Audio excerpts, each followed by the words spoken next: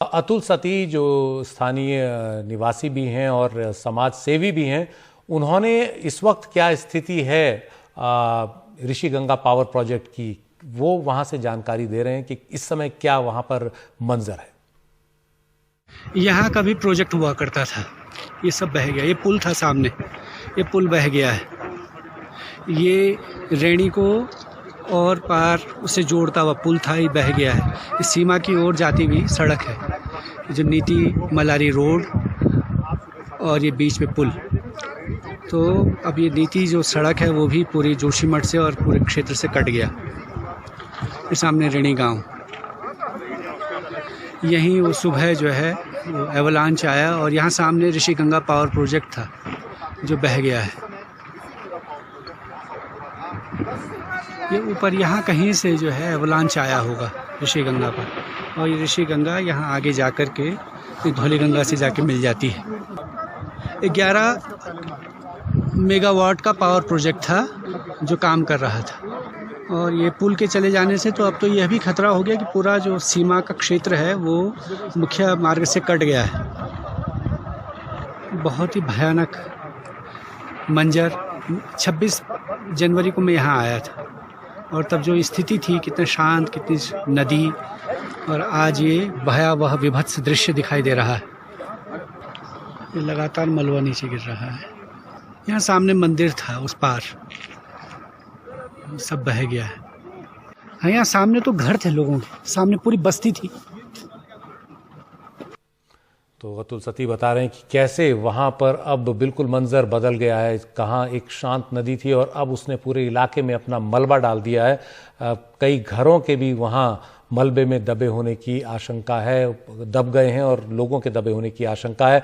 यहाँ से कुछ दूरी पर तपोवन पड़ता है, तो जब ऋषि गंगा नदी ने तबाही मचाई इस ऋषि गंगा प्रोजेक्ट पर, उसके बाद वो आगे धौली गंगा मिली और फिर आगे कुछ दूरी पर तपोवन में जो पावर प्रोजेक्ट बन रहा है वहाँ उसने अगला नुकसान किया। तो वहाँ भी क्या स्थिति है, अतुल सती ने वो भी जानकारी दी।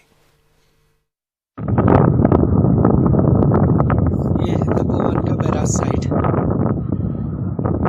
जहाँ सुबह तबाही मची है, मलबा दिखाई दे रहा है, नदी भी है। ये तपोवन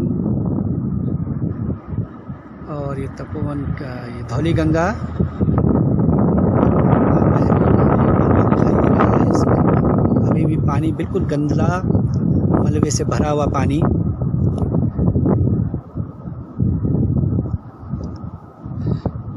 ये तपोवन बाजार, तपोवन शहर।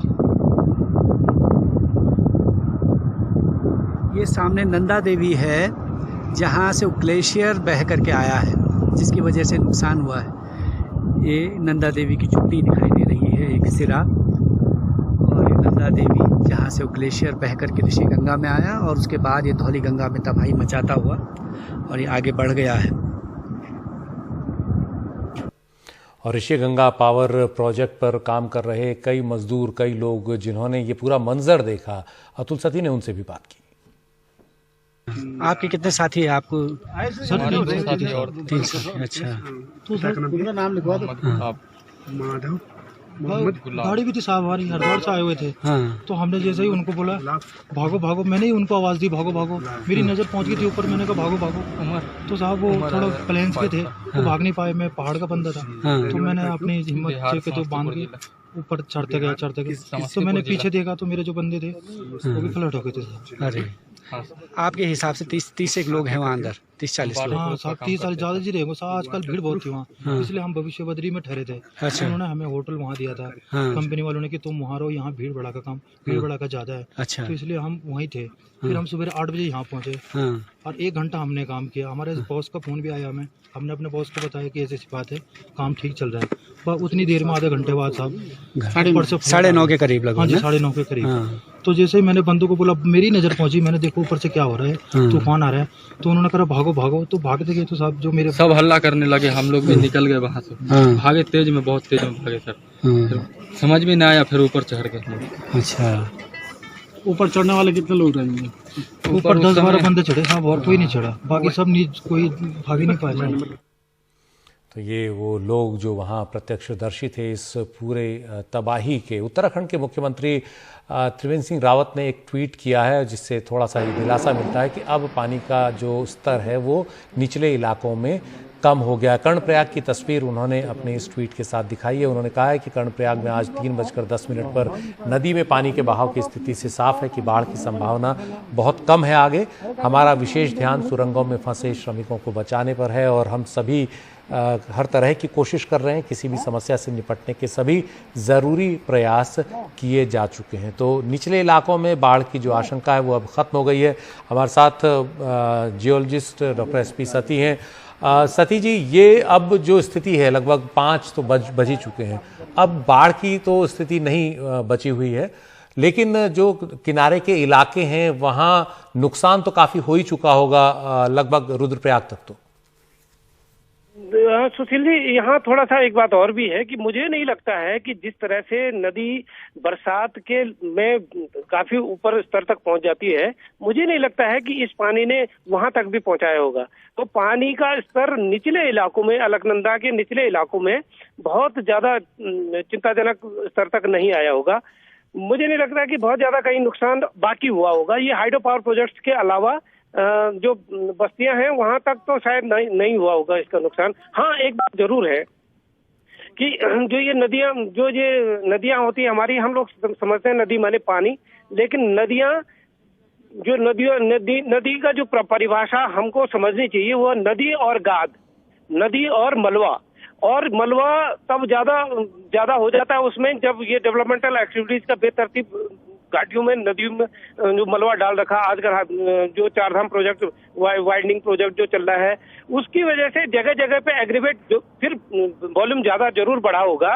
लेकिन तब भी मुझे ये लगता है कि ये मतलब भगवान की दया से ये, क्योंकि जाड़ों का समय है, इस समय कहीं बारिश नहीं हो रही है, बहुत समय से बारिश भी नहीं हुई थी और इस कारण से नदियों का स्तर बहुत नीचे था, तो ये सारा पानी एकोमोडेट हो गया होगा और सामान्य स्तर तक पहुंचा होगा, इससे ज्यादा नहीं पहुंचा होगा।